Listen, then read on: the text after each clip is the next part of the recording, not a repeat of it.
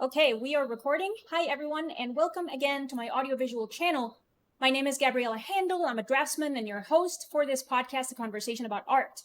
With these conversations, I'm doing long-term research on the meaning of art and beauty through conversations with colleagues in different artistic fields. Today, I bring you episode 120 with artist Andrew Tischler, better known as Tisch. If you enjoy this video, please like and share and comment, subscribe, everything, because these actions are very helpful. You can help even further by checking out the links in the description. Tish, welcome to A Conversation About Art. You are episode 120, as I just mentioned. Please tell our listeners and viewers who you are and what you do. Awesome. Well, thank you so much, Gabriela. Thank you for Of having course. me. It's a real pleasure to be here. Okay, so I guess elevator pitch here. I'll just give you my short story. Yes. Try not to make it too long-winded, but I have basically been drawing ever since I can remember. I was raised by an artist. My father is a sculptor, and I have always loved art. I never thought of anything else that I would like to do with my life. I just always knew that I'd be doing something creative. Um, and so fast forward, I was pretty active with that, my art in my schooling days. Did not pay attention at all as a child in class. Instead, I would prefer to draw and paint. And I was told by various people, including teachers, that I'd never amount to very much and not go very far. But I ended up just sticking to my guns, and I kept painting and drawing. Shortly out of high school, I went and did a fine arts degree at a tertiary institution in Australia. Don't recommend it. I should have gone to an atelier. Looking back, this was more of an academic institution, and that kind of broke me for a period of 2 years. I spent long while there, just spinning my tires, trying to figure out what I wanted to do and where I fit in. And then it struck me about exactly how I was going to apply myself as an artist and what I wanted to do. I came across the right influences at the right time, and I realized that I just wanted to paint beautiful pictures and really try and brighten people's experience and beautify their spaces, whether it was their homes or offices, and just create something that celebrated the natural beauty of the world around us and places that I'd been to and places that I found awe-inspiring. And so it really started off with a huge landscape focus that has since developed into still life portraits, and a range of other subjects, but still very much traditional realism. And I've been doing that now full time for the last 21 years.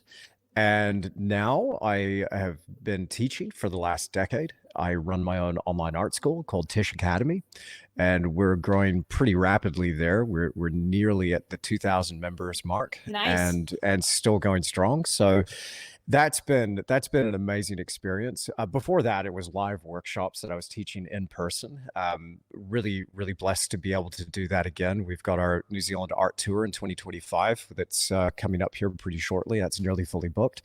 So it's been an amazing experience of just painting and then really sharing that with other people. I love the experience of teaching. I love that light bulb moment that goes off in somebody's mind when you can show them what happens when you mix these two colors together, or if you change the direction of your pencil stroke just so, Mm. or change the weight of your lead or the type of paper or whatever.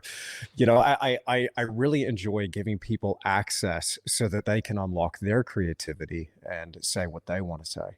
And that just has me just keep coming back to realism and traditional painting and drawing. I love it.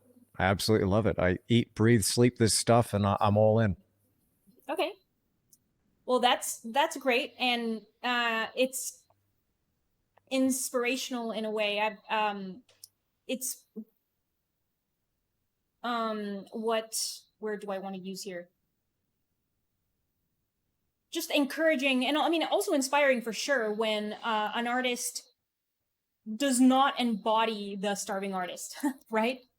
Um, Okay. Yeah. and Yeah. it's just Yeah. because that stigma for whatever reason continues to just be present, and it's robust and Yeah. sturdy. It's there. Lots of people will still Yeah. hear um oh yeah, no, you don't get into art because you're just gonna starve. You're not gonna be able to do anything like this type of stuff. So Hmm.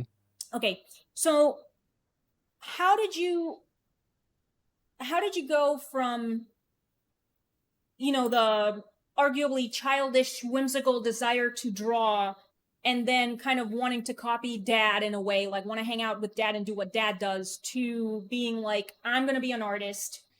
What changes within, I guess, Mm. for that transitional thing to happen Mm. to the Hmm. individual, that you're Hmm. like doing it for fun, and then you're like, no, I want to do this for work, like as a Hmm. job. Because I mean, a lot of people say that tarnishes kind of the legitimacy of the work, the output of the artist, so I like, can. yeah. Yeah. Yeah, so there's a few things there. And I'd say that it wasn't a single transition, but several transitions over a Mm, period of time. I found that over my trajectory, there's been a series of enormous kind of peaks, couple of valleys, but this kind of stepped plateau effect where you kind of get a new realization, you'll cruise there at that altitude for a little bit. Oh, then you discover something else. And now and quite often what has propelled me forward has been some form of crisis, some mm-hmm, form of challenge that I've had to overcome in order to move on to another level. And that taught me a lot about embracing challenge and these things that come along and just try to see the opportunity in everything. But I just want to speak to something that you just mentioned before. I did embody the starving artist thing mm-hmm, for a little while, and as I've been going through these stages, and these peaks, these valleys, these plateaus, I found myself really coming up against some pretty severe things where I had to reinvent myself and rebuild from a place that some people it could have wiped out. sure, But for me, I guess and I'm not unique in this way. I've been around enough people and read enough stories and looked into this enough to understand that if you put your mind to something and if you lean into something, if you believe in something, as corny as this sounds, you can overcome. And right, and so let me give you a specific example of what I'm speaking about there. So I've lost my business and gone completely broke twice, mm, and I've had a number of experiences where, you know, back in 2008 we had the global financial crisis that some right, people listening to this will remember. And yeah, so 2008 was a huge deal for me, and we didn't feel the effects in Western Australia until many years later, which was it really Western Australia was insulated because of a strong resource sector. mm-hmm, But when that came about, like I lost all of my clients and all of my sales, it forced me to go into teaching. And fortunately for me, I realized that I love teaching. I love doing the workshops and I loved helping people. I think I really just had that spirit of service where I just wanted to help other people, get what they wanted to get and yeah, do yeah, really well with their direction. So yeah, that was something. I want to make sure I don't go too far off track because I have the tendency to go on a tangent and completely avoid the question. But that was something that really helped me. And I think now, again with the whole starving artist thing, we can play that game. We can absolutely be starving artists. But I think with the amount of opportunity that's in front of us now, um, we can we can definitely make it. I don't think there's been a better time to be an artist. Still, as scary as the world may seem when you turn on the sure, news, I think that there are so many opportunities for us. For instance, I think like galleries, for instance, back in the day. Um, can you please tell Ty to keep it down? Yep. Thank you. Sorry, my team's coming in and no they problem, are like a pack of elephants moving through the space. Um, no problem.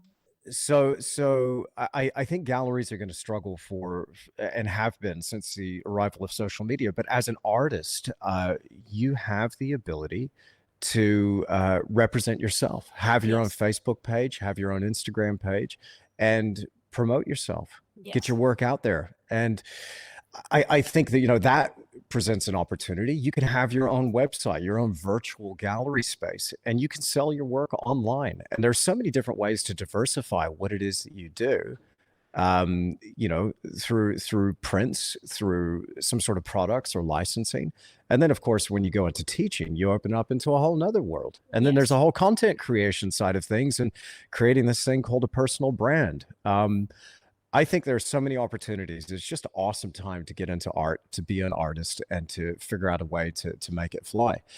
I probably have done everything in my career online wrong. And the only reason it's worked is that I didn't stop and I just kept trying stuff until I Right. figured out what did work. Yes. So, anyway, I went on several tangents there. Apologies if I, sorry No, about no, the no. background noise too.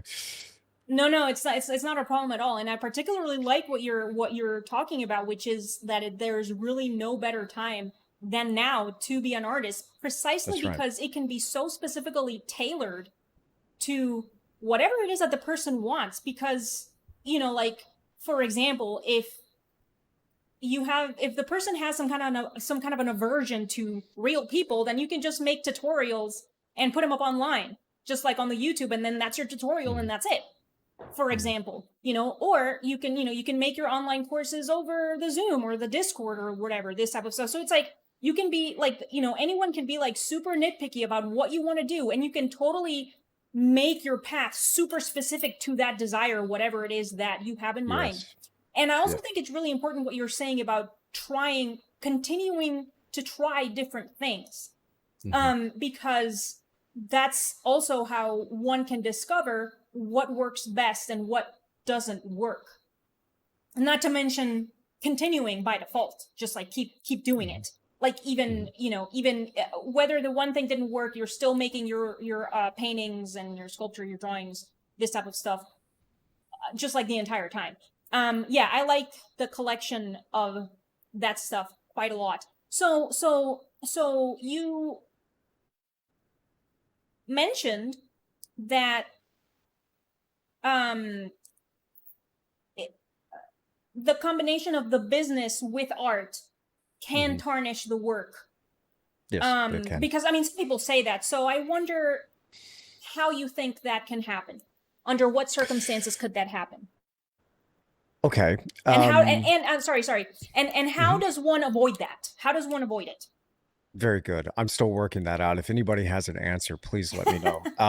But from what I've experienced, whenever we're doing our art as a means to an end, as something for material gain, and that's the reason that we're doing it, Mm-hmm.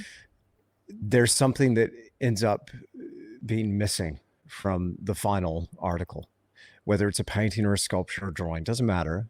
If you're doing this thing because you think you can make a sale, then you're already cooked. Mm-hmm. So for me, the way I have attempted to get around that, and I say tried and attempted because I'm still I'm still very much growing and learning and feeling my way through this. And I'm not about to say I've arrived. I don't think I have.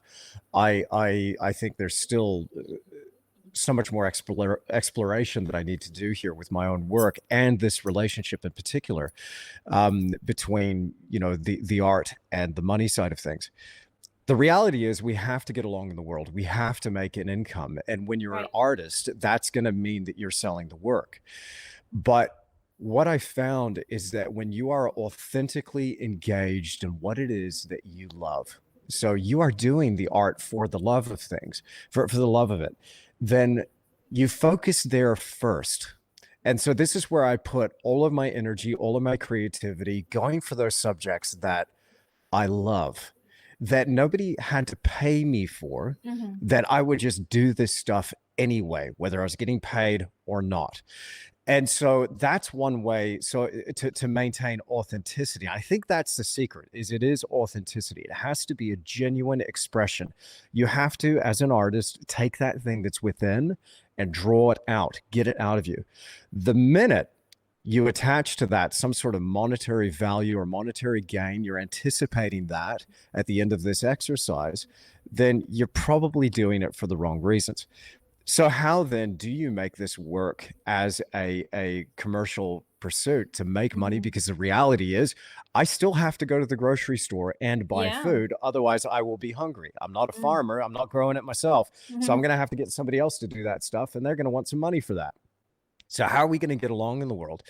Well, for me, I found that when I'm authentically engaged in the thing that I love, and I have put it out there to enough people, I have then attracted an audience that wants to take part in what I'm authentically creating. Yes, Then the yes. sale just happens. Yes, It's yes. not something that I have to push. Mm-hmm. Now, for instance, right now, I'll just give you, it's a little bit of a tangent, but just on a side note, like I've got some tech guys that help me. And my head guy here edits a lot of video, but he also checks in from time to time on the numbers and the analytics.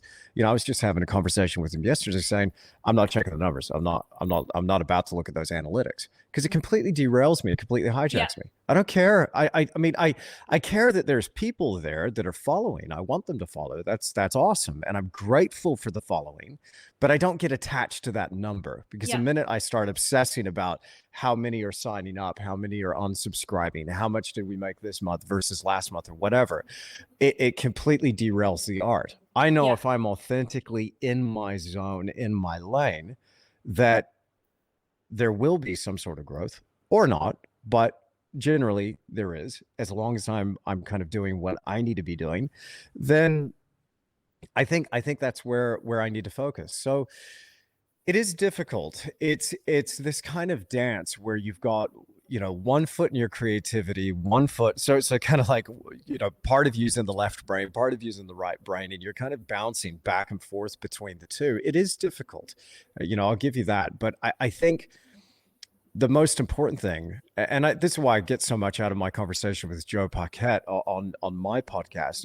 He just asks you, what do you love? What's that thing that you really want to love, that you love, and have the guts to go after that.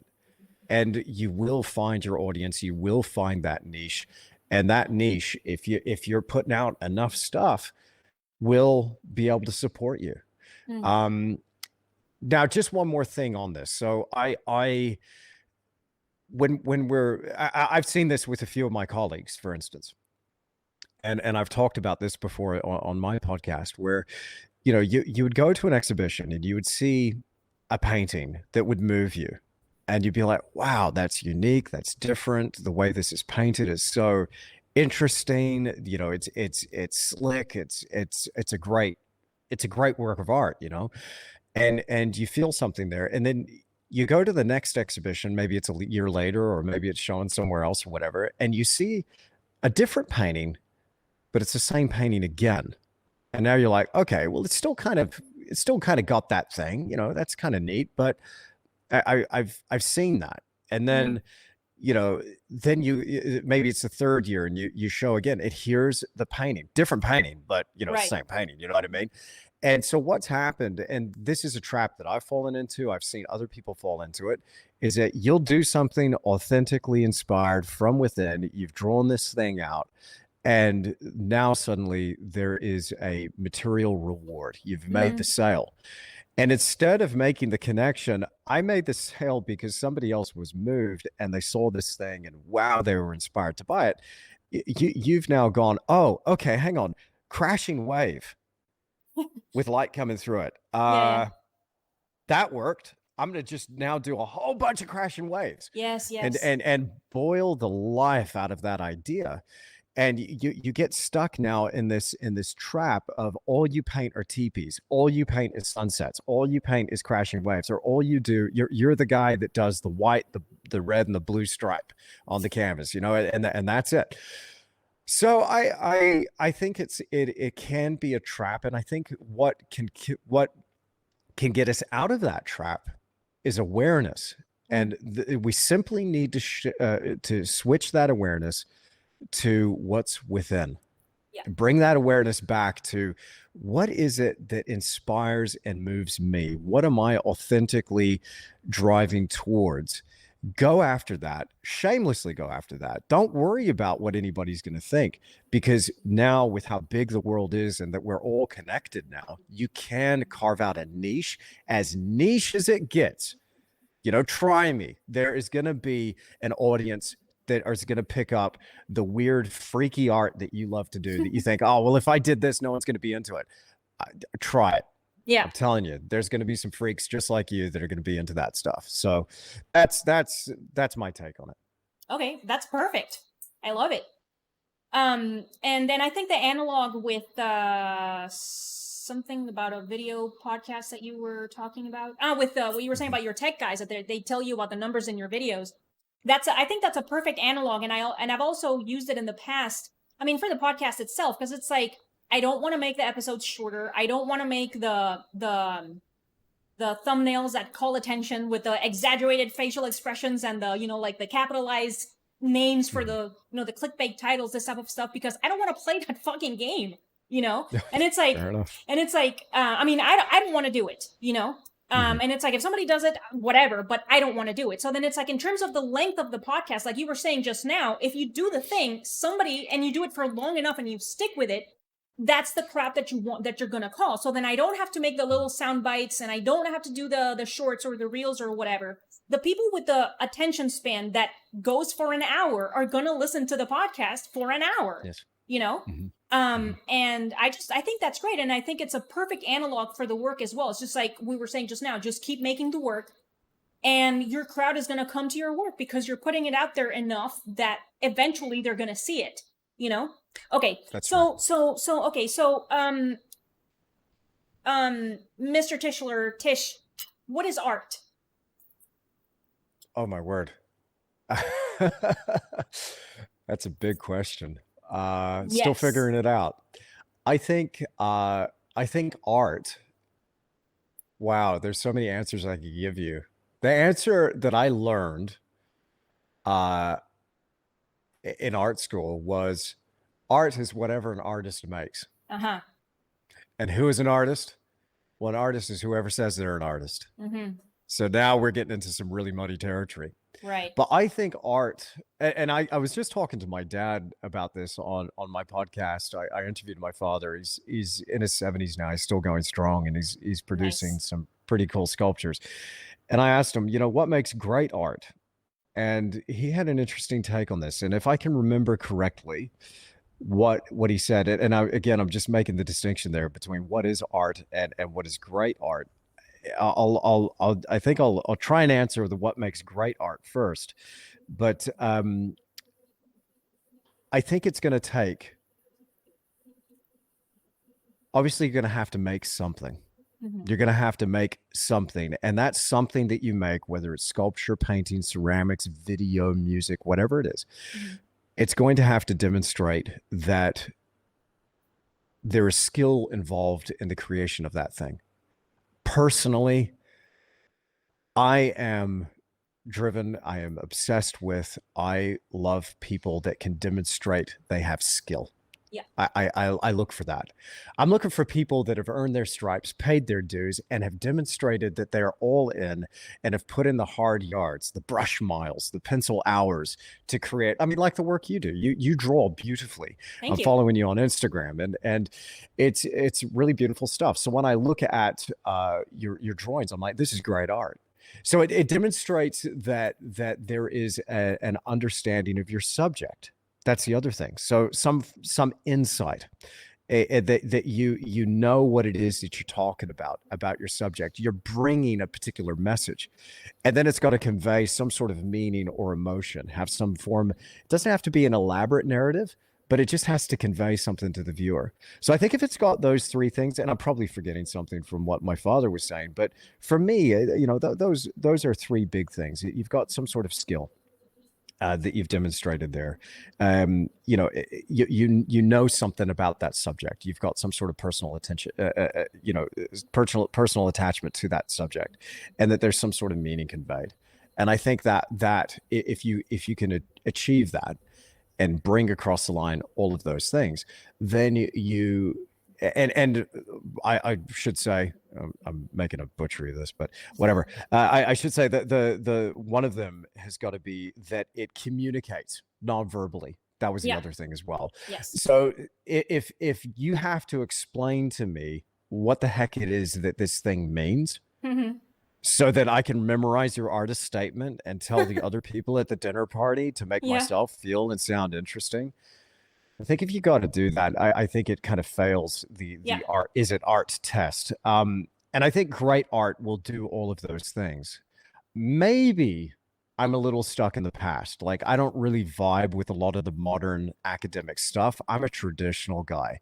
So when I am in the museum, I'm making a beeline straight to those traditional old school paintings from those dudes and dudesses who were painting hundreds of years ago, even 100 years ago, and I when I look at it, it demonstrates skill. It demonstrates an enormous amount of insight and understanding of their subject.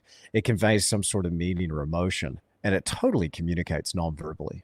I don't need to read the artist's statement to understand what the chill of winter feels like when I look at Ivan Ivanovich Shishkin. I get it. It moves me. So that's what I try to achieve. But I mean, nowadays, so many things pass for art that I sometimes feel like, well, just don't call me an artist. If this is what art has become, I don't want to play this game.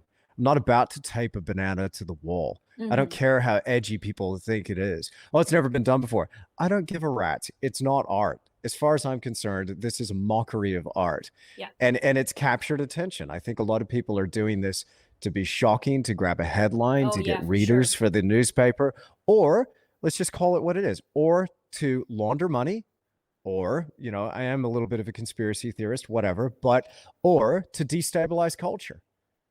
Sure. There are agencies and institutions that have used art and artists to destabilize culture, or to just completely hijack culture and move the window in a different direction. And so I'm such a fan of beauty, of tradition, of these classic values and ideals. I don't care that it's been done before. I still think there's room for people's voices within that sphere, and I want to see more people creating beautiful stuff. I've had enough of the I saw this reel the other day, and it was just one modern art piece after another. There's a guy on a trampoline who was running past a gallery wall, and he jumps on the trampoline with a piece of charcoal, and with this big arc, he draws on the thing, and then there's this clap. I'm like, shut up, stop getting my tax dollars, you pack of numpties. So I'm maybe I'm a little bitter, but I went to school with these people. Like, I studied at an academic institution with these people. And yeah, it's insane. It's absolute insanity. Yeah. So that's me. Okay. Yeah.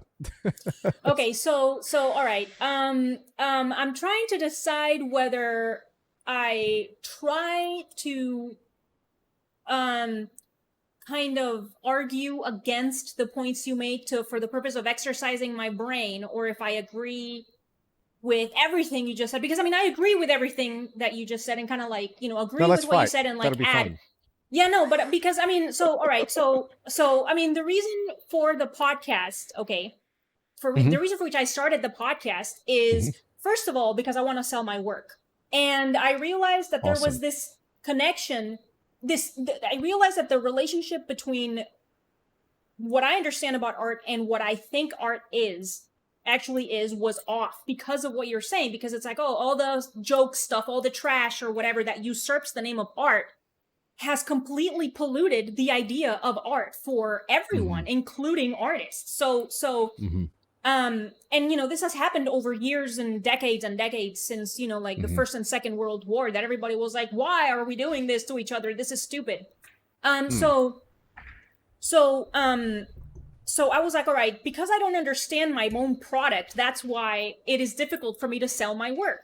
So then I was like, I have to understand what I am doing in order to sell the work. Okay, so then Right. after doing a few episodes, I was like, all right, my understanding is congealing a little bit. So now I want to talk to specifically to people who have these allegedly old ideas, these allegedly old and trite ideas about both art and beauty, because that's what I think both are. You know, Right. for art, you have to make the thing, you have to make something, and you have to make it well, like you were saying. And the work has to stand on its own. You cannot have the little plaque explaining the thing to the viewer. You can't. All right. And the work has to demand and hold the attention of the viewer. So this is the emotion that you're talking about.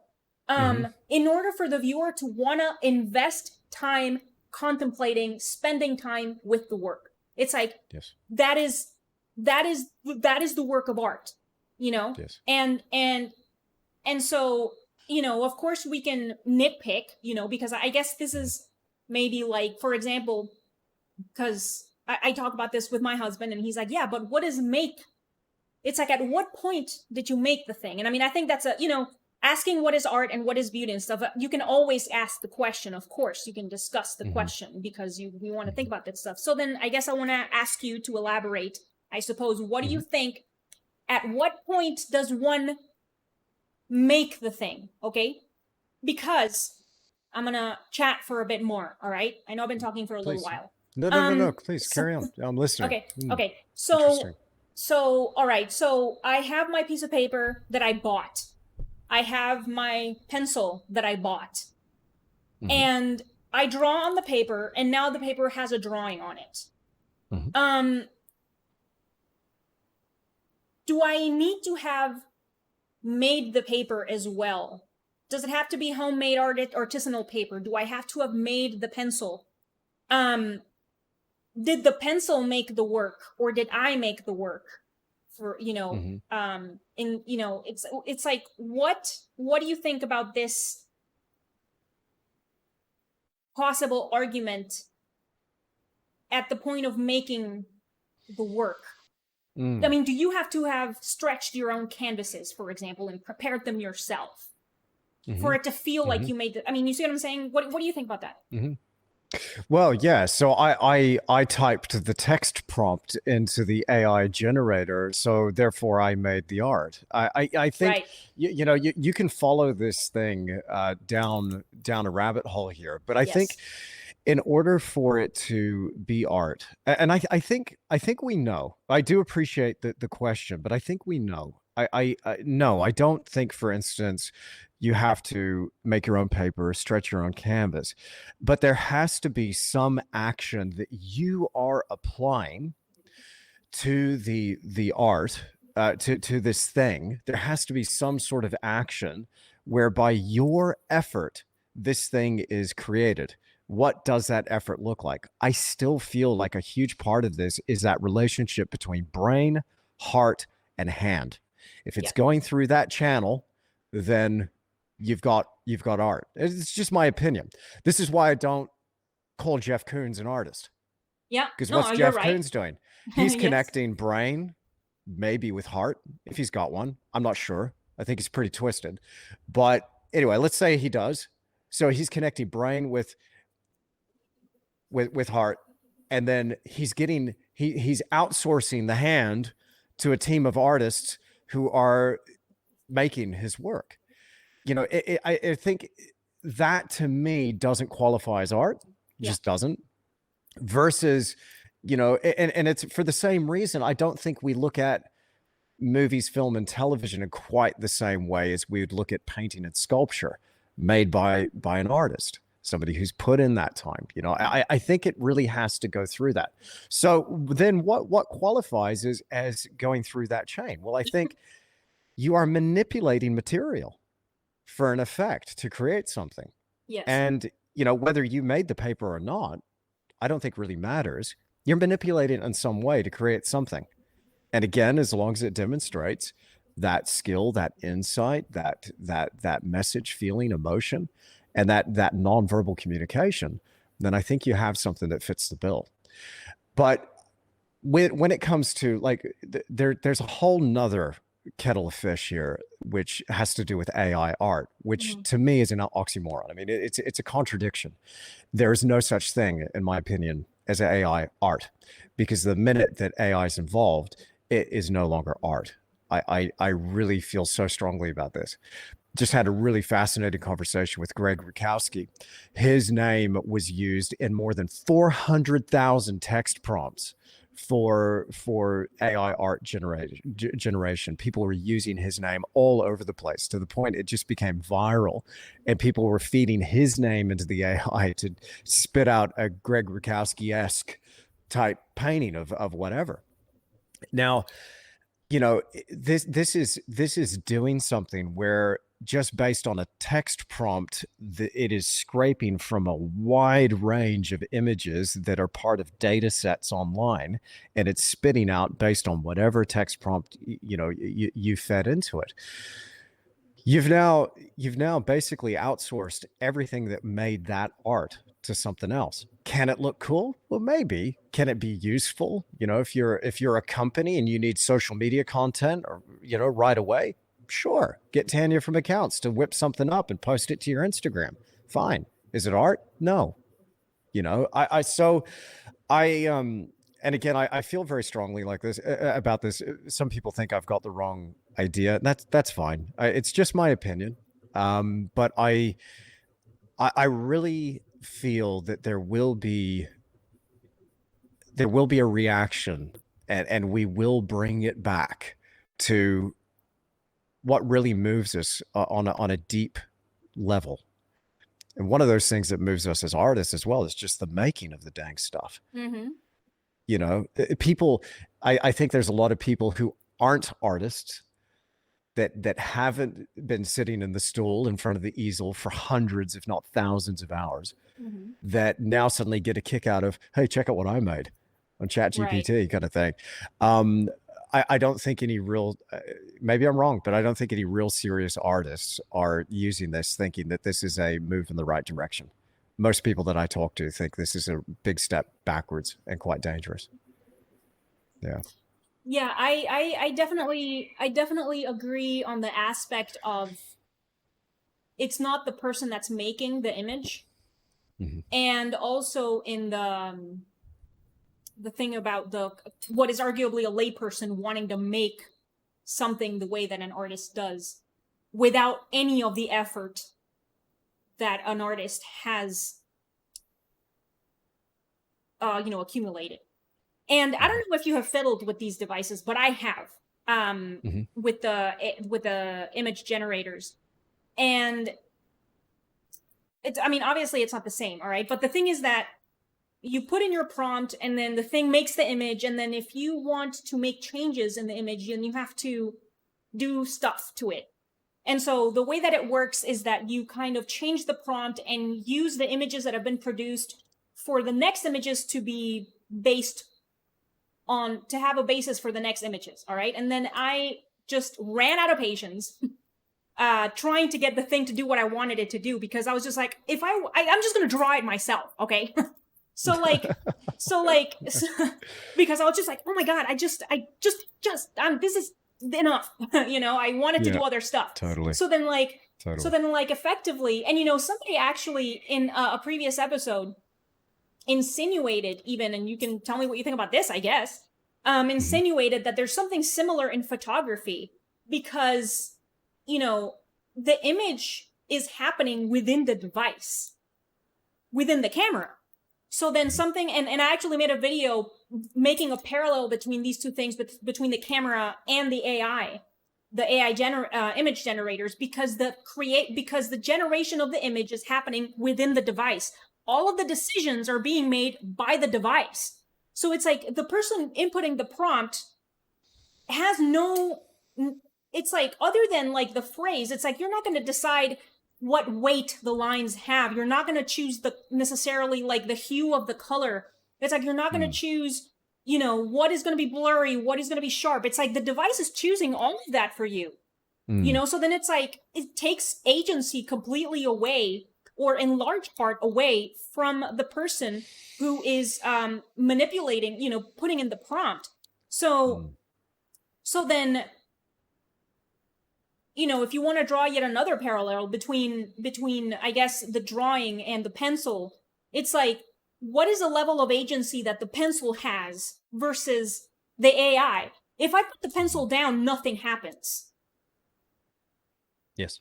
But then I have to be actively moving, engaged physically for the drawing to happen. But then for the image to happen within the generator, you just put enter and then that's it. That's right. An image comes out. So I don't know. What do you and also, yeah, there's this whole thing about the democracy of art, how it excludes, it's elitist or whatever, and it's gatekeeping. It's like whomever has enough interest has the potential. Everyone has the physical capability. It's like, it's there. Sit down and draw and learn how to do it. It's like, why would somebody be cool with believing they have no potential to be a person who makes a drawing that is good and looks good? It's like, I just think, I don't know. Anyway, it's kind of ranty and I'm rambly. You thought you went on tangents. Tell me what you think. I love it. Well, just on the photography thing. So I might tend to agree, except I know, and I consider him a friend. I know a very talented photographer. Yeah. His name's Will Patino. He's based here in the South Island of New Zealand, and so if all of that stuff is happening inside the camera, and he's got very little to do with it, I still think that Will, he's got that brain, heart, hand connection still. He had to climb through the forest to find a waterfall that no one has ever photographed before in this particular valley just near his house in Te Anau. So I'll give you a specific example. Then he had to walk all the way around all of these slippery rocks, and it was totally up to him and his eyes. He viewed through that viewfinder to be at that specific location. Okay, let's just set the camera down. Let's get the camera to do that by itself. It's not going to happen. It's an inanimate object until he's actually manipulating it and making it work. So that's his paintbrush. That's his pencil. So he's creating incredible work. And there's a difference between photographers like Will and people that own a camera. I just happen to be somebody that owns a camera. I'm not a photographer. Right. He's got a level of talent and skill and ability, which demonstrates he's bringing to it understanding of subject, insight, skill, and he's conveying a message with his images that do move people. He's on Instagram. He's got a huge following on Instagram, and some of his photographs look like 19th century paintings. They're beautiful. The effort this guy goes to capture that is incredible. So I think it qualifies. I think photography definitely qualifies as art. Okay. For sure. Again, my opinion. But I forgot where else we were going with that, Gabriela. You're going to have to bring it back. Early morning here. So what was the other question? What was the other question? What am I ranting on? The the aspect of AI generators that take away the possibility for the potential artist to become an artist. Because it doesn't, there's that demand isn't there anymore, because the person, what is arguably a layperson believes that they can make art with the AI, and kind of they're just like, oh, I'm not going to draw for 20 years to get better. I don't know. Yeah, I think just on that note, there is going to be the reality where this disrupts an entire industry. I mean, we're seeing this with shipping, packaging, transport, trucking, public transport. We're seeing it in automation through factories. Factory workers are going to be losing their jobs. They're, policing, the military, all of these things that require people, restaurants, cafes, whatever, you name it. Right. People are about to be replaced, because now you're going to have like complete total automation across the board with all of these different things. And there's not going to be the opportunities for employment of physical people. Physical people they're annoying. They get sick. They get tired. They want money. They want money. Oh my goodness. But you create a robot. Maybe it's a little initial startup cost, and hey, it's great. The thing is that, and I think it was Henry Ford that was saying this about his cars. I forget the exact quote, but it was something along the lines of he wanted his people to be able to afford his car. Right. You know, if he didn't get that balance just right, he'd be creating this thing that people just wouldn't be able to afford. I think we're going to run into a similar situation. I'm no economist. I'm pretty dumb when it comes to this stuff, but I do see the thing is like you've got all of these people, uh, and if you want the people to be able to take part in society, be able to afford all of these products that your automation is now producing, that people are going to have to work or have some sort of income to be able to do that. Now maybe we're getting into a territory where there could be some sort of, because the only solution is you give everybody money and have some sort of universal Right. basic income, or you get rid of the people. I don't know Right. what's going to happen, but anyway, we won't go there. But in terms of AI, what we're going to see is, yeah, we're already seeing this, and again, Greg Rukowski on my podcast was talking about this, where he was saying, well, look, you know, companies are already displacing artists and pushing them out because, you know, people within the company can just with, instead of hiring skilled artists, they can now use AIs to generate the stuff that used to have to be made by people that were really skilled and probably pretty expensive.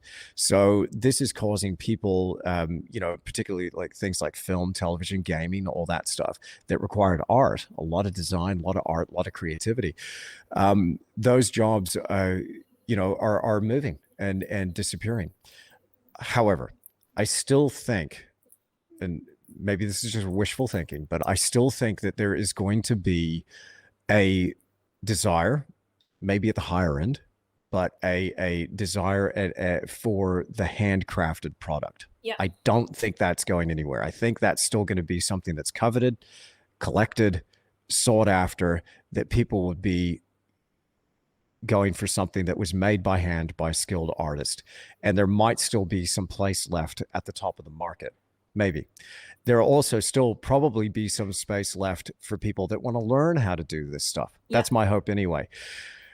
Now, whenever I am scrolling on social media and I'm looking at art and I'll see something and be like, oh, that's quite interesting. That's very eye-catching. Wow, how creative, how different. And then I'll look at the hashtag and I'll be like, oh, it's AI generated. Okay, move on. I move on straight away. Yeah. And I think people, I don't think I'm the only one. I know several artists that I talk to. They're like, oh yeah, same. Just not interested at all. They just, you know, they hate it. You know, it's terrible. So, but that said, I mean, does AI make our life easier in other respects? Sure, maybe. Yeah. But I'm so old school, man, that you know, have I used it in other areas? Yes. You know, and you use it for things. Anytime you pick up your phone, there's some sort of artificial intelligence, something doing something. You know, you go to type that email and Google suggests, or Gmail, it suggests, did you mean to say this? It's like, well, yeah, that's exactly what I wanted to say. So I'll just hit the forward key. And it's like, no, I'm going to type it myself. You know, it's like, you know, at least you've got, you know, there are things that do make life just a little bit easier there. Does that make me a hypocrite? I don't know, maybe. But I think when it comes to art, to my sandbox, get out of my sandbox. Mm-hmm. Yeah. Okay. So, yeah. Okay. Fair enough. Okay. So we must talk about other things, Mr. Tischler. What is beauty? Sure. Wow. Okay.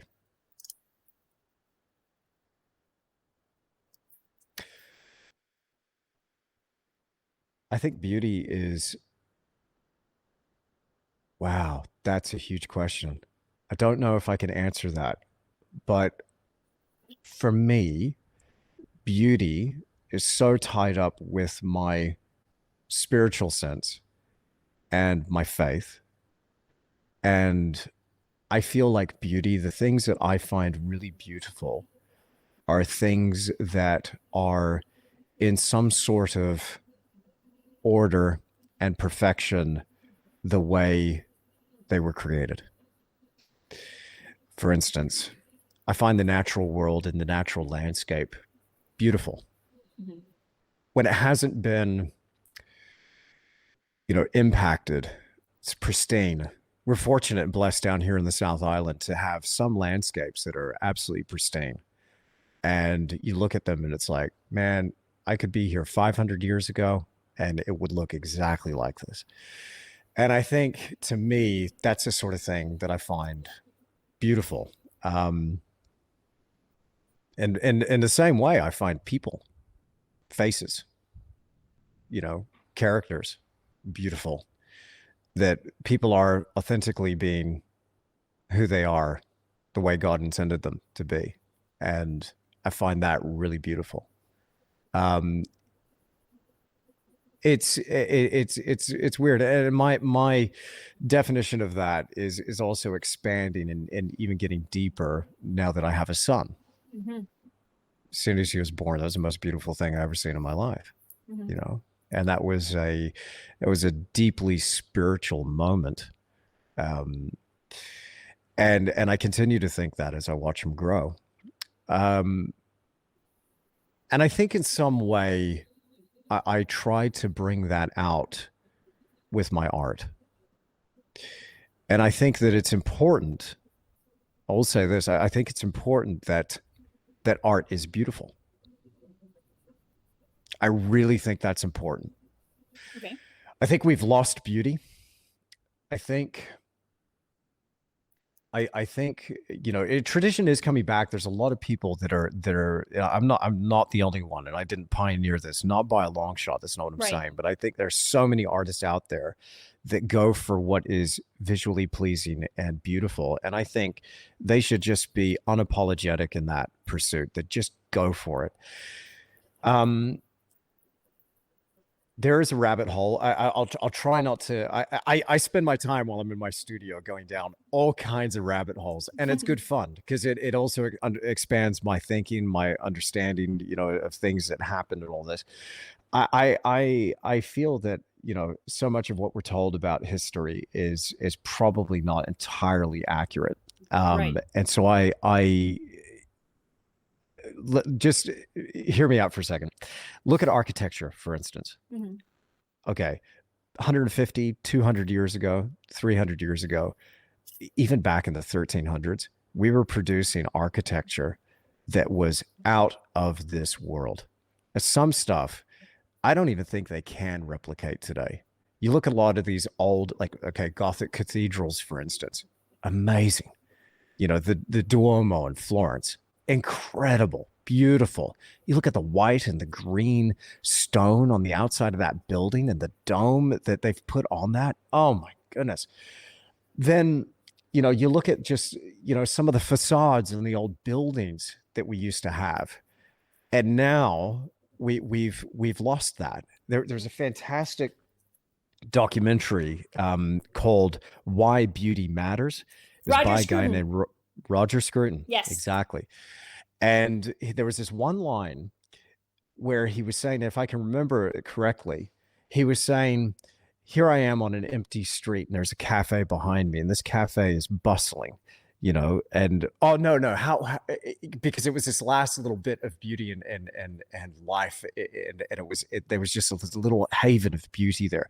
But no, it was something else. He said, no, the building behind me is empty.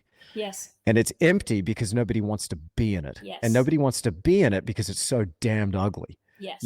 And I think what happens is when we shift our focus from tradition, beauty, our cultural roots, our heritage, and I'm speaking as a Westerner, okay? Sure. I come at this, We're in but the West.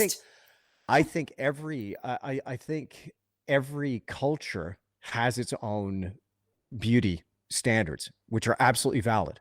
Yeah, You sure. look at some Islamic architecture, out of this world, out of this world. So I think every culture, architecture in India, out of this freaking world, dude. There, you go to any culture that's authentically expressing its tradition. I find that really beautiful, and I think in the West we had this, but our focus has shifted where instead of becoming something that's celebrated within culture, we've now attached to it some sort of monetary value. That then is a bottom line, for instance. And now we go after utility first, function first. And so now that absolutely kills the art. It kills the beauty. So I think I know I went off on a bit of a tangent there, Gabriela, Not but at I all. think I think I love that. Like right now, I'm about to do a series of historical paintings based on the town where I'm living now, a place called Lawrence in the bottom of the South Island of New Zealand. You should have seen this town 100 years ago. They freaking ruined it. They were like, Mm. oh, Gothic architecture is so last century. Let's knock it down and put up some other piece of crap, like or just cut the top floor off it because it's just fallen out of favor. What are you doing? That's a crime. The way people have vandalized their heritage because it's now no longer fashionable, or we need to get our numbers up, fit more people in here, or you know, I don't know. I'm going off on a tangent, but when I'm looking at these old black and white photographs, I look at it and go, that is beautiful. Why? Demonstrated exceptional skill. It took so much freaking effort by skilled artisans and craftsmen and workers and builders to build that stuff. And it certainly conveys some sort of message. Yeah.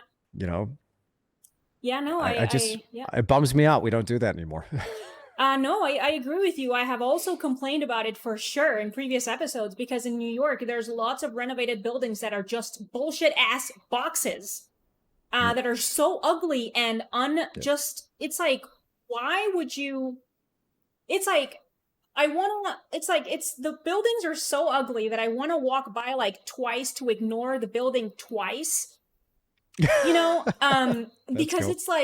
it's just like, I don't understand. I mean, Roger Scruton in that Mhm. documentary that you're talking about, he says what you just said about how because that's another thing that has been applied to lots of things, like this efficiency, this expediency, fast, Mhm. minimalist, whatever, this type of Yep. stuff.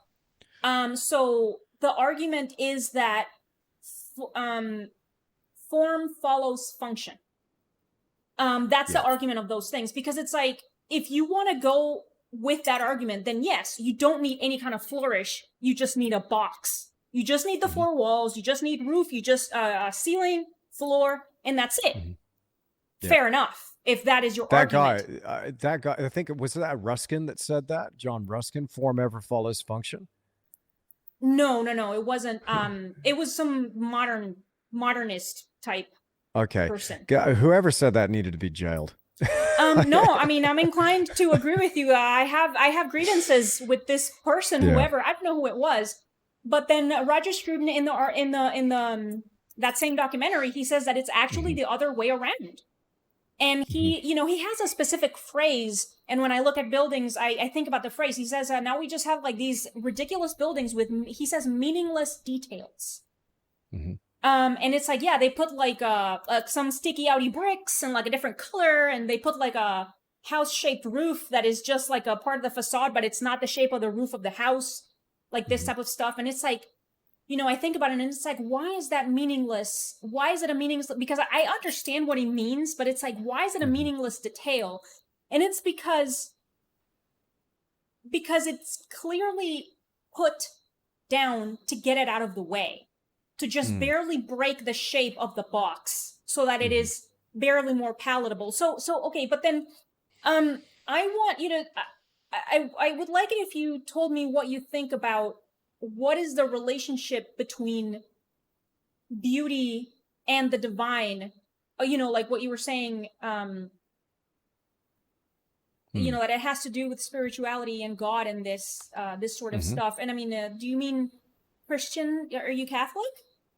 No, I'm Christian. Okay. So yeah, yeah. Yeah, because I mean, it's not it's not the first time that I've heard that, and people for whatever Mhm. reason kind of don't want to. I don't really understand why. I don't want to be like, oh, not in the religious way, or like it's the plague or something. I don't Yeah. understand that, Yeah. because I don't think it's a bad Mhm. thing or anything. Mhm. But what is it about? All right, just give me a minute. Mm. What is it about the relationships that one sees in a landscape that moves the viewer, or you as the artist, that makes you want to depict that in your work? or in a portrait when you see a particularly good looking person or somebody that there's something about the proportions, something about their featured or something, like what about that is, where is the divine? Where would you say the divine is there? I think, well, I think it is divine. I think it's evidence for the divine. Yeah. But again, you might have to bear with me because I'm still feeling my way around this. I spent my entire life as an atheist, as an anti-theist, and I would argue with people about faith, about Christianity. I had a lot of the wrong ideas until I had a realization that the God of the Bible is absolutely real. Now, that's just my personal conviction. I try not to push that on other people. I do love talking about it, certainly in my personal life. I don't have a religious YouTube channel my content is not really focused on this, but it informs my personal life and my walk.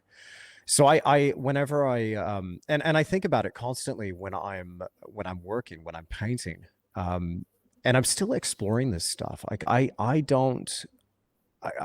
still really don't know, and I can't get my head around it. And I probably never will get my head around what this truly means. It's so profound. It's too big. It's too big for my little brain to be able to process it. It really is. But this process of recreating something, it really is an act of worship for me, and it's a humbling experience to go, wow, Yoa, you made this. Wow, let me just rejoice and be glad in it for a minute. And let me just see if I can recreate and recapture this feeling that is in my heart now, so that maybe somebody else could get a sense of this thing. But at the end of the day, it's probably better to just take somebody else to the mountain and go, look at that, rather than show them my painting. But as an artist, I can't help but paint this stuff, you know? So I really don't know. I don't know how to answer it. But I continue to search for that and try to tap back into that feeling and recreate it. And I again, I think that the beauty, order, and I used to be a believer that there was no order, that it was all random.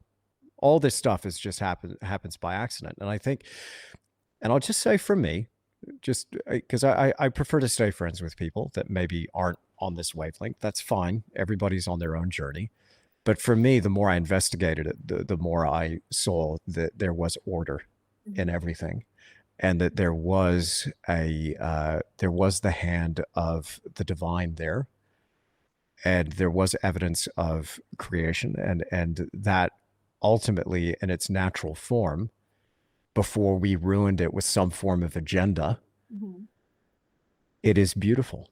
Yeah. And because I also believe not only did he create, the heavens and the earth, but also us, that there is almost like a fractal, that creation within us, that the moment we see it, we recognize it, and there's this instant moment of connection between the viewer, the observer, and the created thing. We're both created things. There's this resonance that happens when we're being authentic and honest. Because other people will say, oh, I think this unmade bed is beautiful. No, you don't.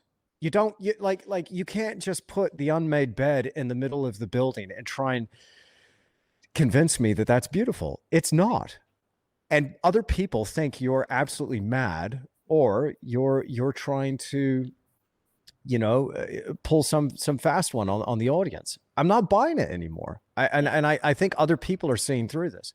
By the way, I think this is why a lot of people now say, oh, I know nothing about art. I've got no opinion. I know nothing about art. That's a crime. Yes. Art used to be something that fit within the context of a culture, that there was this feedback between art and culture, and people that looked at it immediately felt it was a celebration of their tradition, of their culture. It was beautiful. It conveyed some sort of meaning or message, or recorded a place, a point in time, something that was historically or culturally significant. And there was, but now you get people going, I don't understand art. Well, you're not meant to understand the banana taped to the wall. And you're not about to convince me that that's beautiful. You know, if you, well, I think it's beautiful. I think you're full of it. And I think you're trying to convince other people that you're smarter than you are. I'm sorry. I'm not playing that game. Oh man, I sound so bitter. I really do. But for me, you know, when it comes down to that relationship between beauty and the divine, that it's a pursuit. It still, for me though, personally feels so clumsy, because I feel like I was talking about this with who was I talking to on the podcast about this? Andrew Nealon, that's right. And feel like for me, my efforts are like a kid, like a 2-year-old drawing with crayons on a scrap of paper, handing it to his daddy, going, what do you think? I drew this for you. I put it up on my fridge. I'm proud as anything. I'm like, my kid did that. That's awesome. Yeah. You know, it's just chaos. And I feel like, hey, God, I made this for you. This is something that I you know, this is an act of, it's like, that's great. That's great. Put it down. Anyway. Okay. Yeah. Well, you're singing to the choir when it comes to the, I mean, basically everything you just said. Particularly about, I actually just recorded a video on the subject relating to gatekeeping and elitism in art. And it's like these individuals that have been around for a little while now that are like, oh, you just don't get art. And it's like, yeah, because you made a piece of crap. That's not art. So nothing to get. Yeah, there's nothing to get. And it's like, and it's like, so I haven't made really that much research on this part in particular about when that started happening. But it started happening with the Dadaists and, you know, the first world, the two great wars, because those were fucked up events, and it is, you know, everyone is traumatized to this day, this type of stuff. And so like all this shitty stuff in terms of art is in part the result from that. Not just from that, but in part. But, you know, because less and less people were getting any kind of traditional basic art education, then there's people that are like, yeah, if I say I'm an artist, then I'm an artist. And if I say this is art, then it's art. And it's like, if you have a brick on a pedestal and somebody looks at that and says, first of all, I don't get it. Second of all, I could do that. My 5-year-old could do that. And then the person who put the brick on the pedestal is like, oh, you just don't get it. And it's like, no, it's because first of all, that's not a work of art. And second of all, nobody has to tell you that it's a work of art. All right. You know when it's a work of art. And it's like, if your 5-year-old can make it, that means that it's not a work of art, basically. You know? And so like, that's what I was ranting about in the video that I was just talking about, that it's like, just, and then it's like the same thing with music. You know that it's music when it's music. Nobody has to tell you that that Yoko Ono is music, because it's fucking not. All right. I'm just saying. I love that single she brought out where she's just screaming. It's great. It's ridiculous. Awesome. And it's like, I mean, I understand being inspired by something, whether it's art or music, and wanting to participate in it, you know, like I get it. But it's like, you have to, you know, you kind of have to earn it. And some people call that gatekeeping. Some people call that elitism. And it's like, I mean, so be it, whatever. It's like, there's a degree of gatekeeping for everything. For everything. You know, so it's like, you know, I don't, and actually, I mean, I don't think that's necessarily gatekeeping. I think there is nothing more democratic than art, or accessible than art, because all you need is like the cheapest fucking material, which is paper and pencil to get started. That's all you need.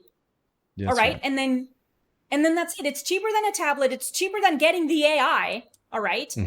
It's cheaper than getting a phone. It's cheaper than, it's one of the cheapest things you can possibly get. And then you just got to work at it until it's good. That's it. Anybody can do it. And then it's like, for appreciating art, anybody can do it. First, because like I just said, anybody has the capacity. Anybody knows when something is art versus when it's not art. And then once you have looked at a bunch of work, you will be able to just naturally derive what is obviously good versus what is obviously bad, because by comparison, something is obviously going to be better than something else. So nobody has to teach you. Like, you don't even need the degree, you know? Right. Anyway, I mean, that's ranty. It's really ranty. I love it. Yeah, I mean, okay, good. I'm saying you're singing to the choir here. Yeah. Yeah. So, all right, go ahead. I Sorry. think, but no, I think it's, and you know, I know we're not the only ones, Gabrielle. No, of There's course been a not. lot of people that have been, you know, saying this for a long while. Um, and I think it's important to just, you know, stick to our guns, Yeah, keep saying it. create based on uh, what we deem to be important, pertinent, beautiful. And when we're doing that, then I think we will find our people, you know, Yes. and I think hopefully these things, the more time goes on, that this will just be a blip, and people look back and go, wow, what were they on? Thank Yes. goodness the whole world didn't go completely nuts. Because you know, when people say to me, it's like, oh, how do I make it in the art world? Like, which one? Yeah, What are we right. talking about? Yeah. Because I'm not interested in the art world. I'm just interested in people. That's it. There is an art world out there. There's an academic art world. There's a commercial art world. There's a this. There's a that. You want to play whatever game and get in that sandbox? Go for it. I'm not judging you. You do whatever you want to do. Just I don't try and tell me that this is beautiful or important or something that I should be doing or that I need to change to somehow fit in. I'm going to continue to search and seek these things out on a personal, spiritual level with my own art, and I'm only looking for those people that are interested in that. If they're not, move on. It's okay. We Yeah. don't got to be friends with everybody. Yeah, We that's just got to right. find our people, you know, Yes. and that's the important thing. Yeah, Okay. but All right. Well, I like that a lot as the closing for the podcast because we have broken the hour mark, the hour long mark, Mr. Tischler, by 10 minutes. that So went quick. it really went. I mean, I would have loved to ask you more things, but anyway, for now, I can only do the hour long episodes. So, what are you up to these days? You want to add anything? What classes or projects do you have coming up? Sure. Thank you for the opportunity to plug some of my stuff. Of course. I do a lot, and people can find me online. Just Google my name. I'm on YouTube. I'm on Instagram. I'm on Facebook. I've got my own online art school. If people would like to learn some really cool traditional painting techniques and go and paint something beautiful, it's called Tisch Academy. You can find it by going to tisch.academy. That name is TISCH. And yeah, I'm pretty much anywhere. So just look me up and I'll come up on the old Googles. Um, and what I'm working on now, currently for our academy students, we are producing several courses here. So right now we're in the middle of our landscapes painting course, and we're just about to really get going on our tree painting course and a portrait painting course. So I'm kind of releasing videos. Like one week I'll release one demo for something, and then something else for the others. I continue to host my podcast, The Creative Endeavor, which can be found on Spotify and iTunes. And I also, what else am I doing? I think that's pretty good. I think that's pretty much it. Find me online, jump on my website, and subscribe to the newsletter. And my newsletter subscribers are generally the first to know about all sorts of stuff. So yeah, I'm also working on some commissions. I've been blessed to get a lot of commission work recently, so I'm working on some big paintings. Nice. Not that the horses behind me are a commission, but that's just one of my dream projects. So I'm looking at finishing that painting up this month. Hopefully, I might not make it, but we'll see. Nice. Good luck with that Yeah, and every single one thank of you. your projects because they sound great. I'm totally going to listen to your podcast, by the way, because you mentioned it also during the conversation, and it sounds great. Awesome. All right, so all right, I'll go ahead and I'm going to start to then finish it off here. Mr. Tischler, thank you very much for talking with me today. Thank you, everyone, for listening. Pleasure. If you want to support Tish and my podcast, you can do so through the links in the video description, and all of the things that Tish said are going to be on there. So thank you very much, everyone, for listening, and we will see you next time. Bye.